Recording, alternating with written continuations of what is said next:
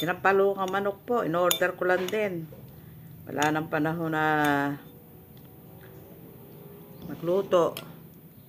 Pero kahit na nagtitipid ako, ang babayaran ko pa rin sa kuryente, 1,720. 1,720. Nag-iisa lang po ako ha. Grabe. Noong nakaraan, 1,000. Mahigit. Ngayon biglang naging 1,700. Kawawa naman ang mga taong naghahanap buhay lang para lang pambayad ng bill. Taas. Nag-iisa lang po ako noon ha. Ay nako. Samantalang parehas lang naman din ang gamit.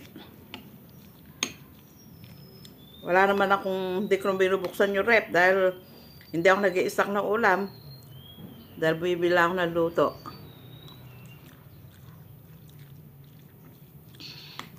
Como siguro nagtag-init, kaya ayan.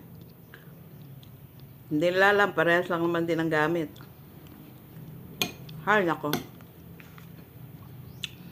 Ang hirap mabuhay sa mundo.